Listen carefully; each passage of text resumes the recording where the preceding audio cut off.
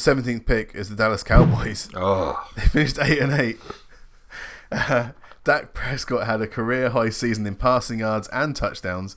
Amari Cooper and Michael Gallup both went over 1,000 yards receiving, but ending up 8-8 with not enough pressure from the defense, and poor special teams didn't help either.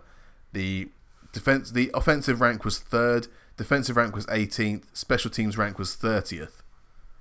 So, came down to the last week. They may have beaten the Redskins in week 17 47 points to 16, but it wasn't enough because the Eagles won their game against the Giants. The other wins for the Cowboys came in week 1 versus the Giants 35-17, week 2 at the Redskins 31-21, week 3 versus the Dolphins 31-6, week 7 versus the Eagles 37-10. Then their bye in week 8, they came back and won again in week 9 at the Giants 37-18, week 11 at the Lions 35-27, week 15 versus the Rams 44-21, and of course that Redskins game at the end. But their wins came against, with all due respect, weak teams, losing record teams who've already gone through in this review. I mean, this is all the losing teams. This is exactly what I was going to say, in the fact that they played 9 teams that ended up with a 500 record or more and lost 7 of them. Yeah. I mean, they were favourites in almost all the games they played, weren't they? And they lost 8 of them. Yeah. Any time they played a decent team, they got turned over. Yeah. Basically. Of the teams that they lost to, the only bad team they lost to was the Jets. Every other team they lost to was a good team. I mean, Saints, Packers, Vikings, Pats, Bills, Bears, Eagles. They're all good teams. Bears are a bit dodgy, but they're still a good team. Like, they've got good defense, good players. But it was the fact that they wouldn't lose them. They'd get mauled. And they get beaten by the better... They get beaten by plays, they get out-coached, they get outworked. Situational, they were diabolical. How many times did they not move into 2-minute drills? Yeah. And there's one point, I think it was against the Bills, because it was the game that was live on TV on Saturday, and they didn't go for the first down. Third down was, fourth down. They had the fourth and short, didn't they? They punted it. They punted you said it. they had 2 and longer then they went for downs. 2 fourth downs, and they went for them. And you're like, what are you doing? It didn't make any sense as to what they were doing. And the other thing that I think was really significant is defensively, they were giving up huge big chunks because they were either gambling on going blitz and would just get done over the top, or they would lay off and then all of a sudden a man would break a tackle and he's got 40 yards worth of space to run into. And it was constantly that happening. I don't want to sit here and say it's down to coaching, because I don't necessarily know it is, but it doesn't happen to, of all those other teams that I named, that doesn't happen. There was a drop off from DeMarcus Lawrence this year.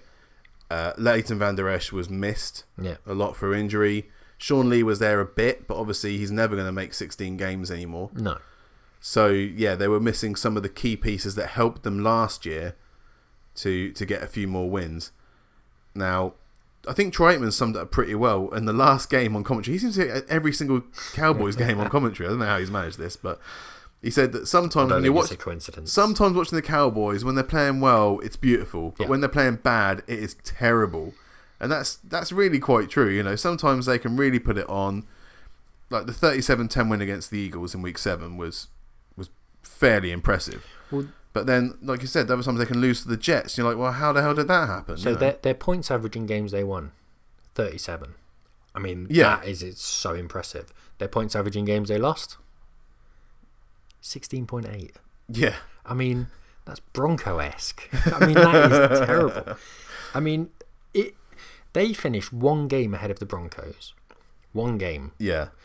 Their schedule was the 14th easiest in the NFL. The Broncos was the 2nd most difficult. Yeah.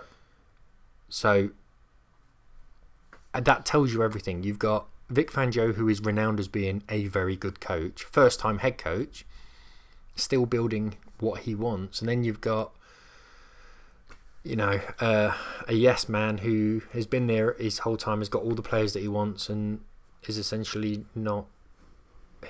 The team is not fulfilling its potential. Well, he's still, at time of recording, Jason Garrett is still the head coach of the Dallas Cowboys.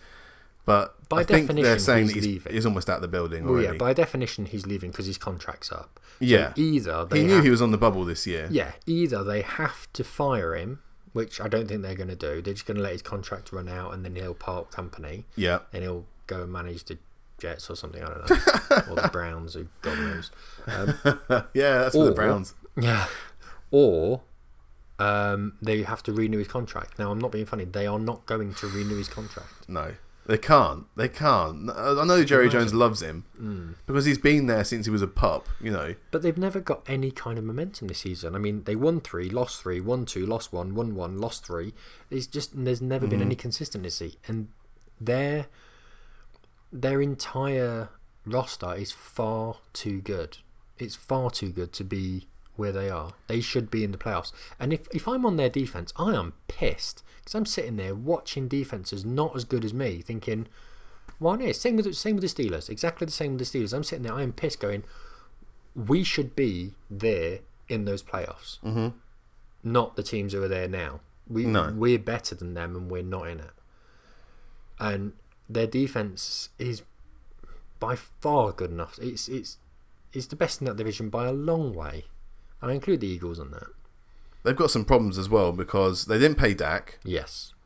They paid Zeke. Yes. They have got Amari Cooper and Randall Cobb out of contract this year. I don't think Randall Cobb's is much of an issue. But he still is a possession receiver. He's still fairly decent. And also the secondary is an area that could be hit by free agency departures as well. So yeah, they've got a lot of stuff to sort out in Dallas. Yeah. It's a huge concern, that cap. There's only one team that has more cap concerns than they do, and we'll come on to that later. I thought we might. So yeah, that was the Dallas Cowboys. They missed out in the weakest division in football. 8-8. Player of the season? Player of the season. I'd probably say Dak, because when he played well, he did play very well, and when he played badly, he also played pretty badly. Yeah, and I would give it to Amari for some of the catches he made, but then he would go missing in some games as well, despite putting up 1,000 yards. Overall, you know, I'd give it to Dak. My thought is Michael Gallup. Mostly because I've had him in fantasy, so I'm watching him a lot. Yeah, and he's turned into they've got a guy who was 2 first-round picks. He was a 1 first-round pick. Who? Amari Cooper. He was a first-round pick for the Raiders. He was a first-round pick that they gave to the Raiders. Yeah. And Gallup has overtaken him and become the primary target, basically. So yeah, he's been stellar all season. Been very consistent. A horse of a man. See what I did there. See what you did. See what I did. Well done.